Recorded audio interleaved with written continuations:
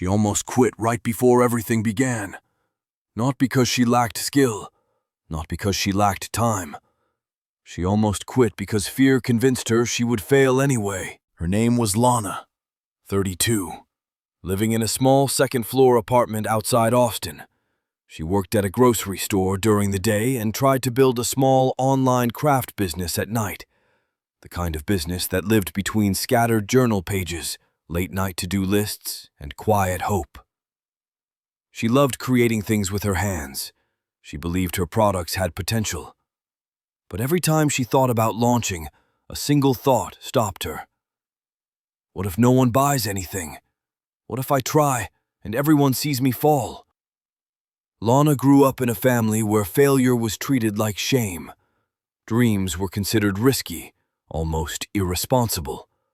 She learned early that staying safe was praised, and reaching for more was questioned. So when she imagined sharing her work with the world, it felt like standing at the edge of a cliff. The stakes were emotional.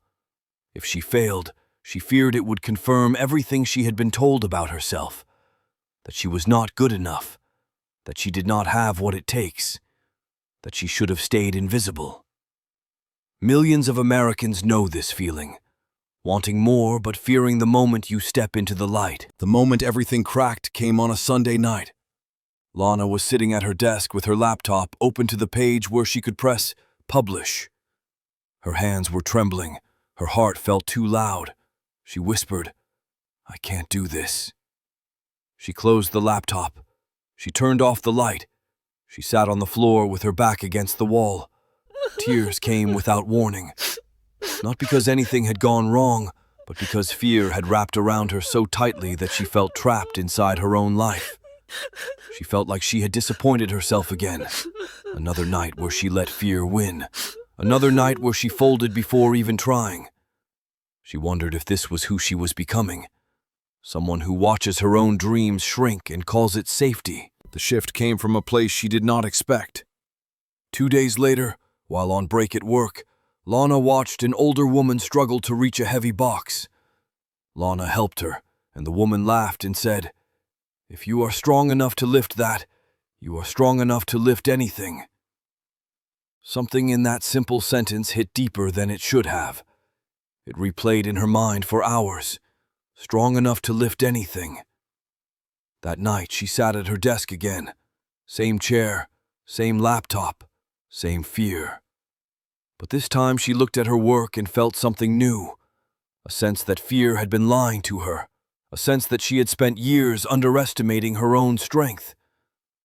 She did not click publish that night, but for the first time she thought she might. Over the next few weeks, Lana rebuilt herself piece by piece.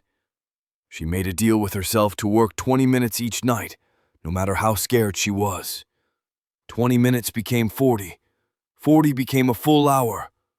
She practiced listing products. She photographed her items on a simple white background. She researched pricing. She wrote descriptions that felt honest and full of heart. Her confidence did not show up suddenly. It arrived quietly, like a slow sunrise. One night, while sitting alone in her small living room, Lana clicked publish. Her breath felt tight. Her hands shook. But she did it. The next morning, she found a notification. One sale. Just one.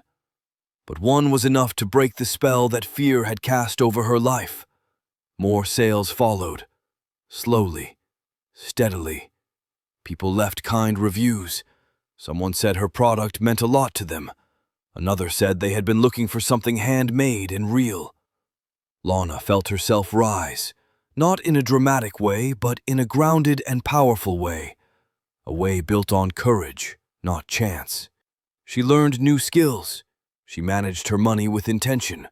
She reinvested. She stayed consistent.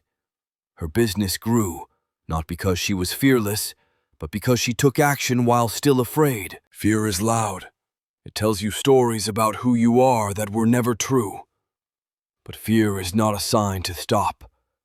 It is a sign that you are standing in front of something that matters.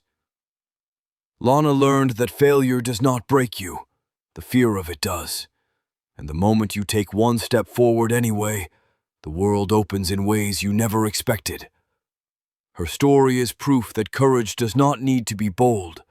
It just needs to be real. But the part of Lana's journey that changed everything came later. A moment no one saw coming. A moment that forced her to face fear on a much bigger scale. Tonight's journey reminded us that breakthroughs often hide behind decisions that scare us, stretch us, or make us question our own sanity.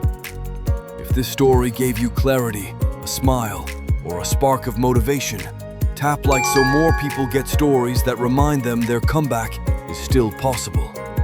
Share this with someone standing at a crossroads. Subscribe if you want more narratives that fuel your grind, your faith, and your growth. So until the next story, stay hungry, stay grounded, stay relentless, and always remember our 4 guiding words. Hustle, hope, heart, rise. That's the identity. That's the community. That's the journey. See you in the next narrative.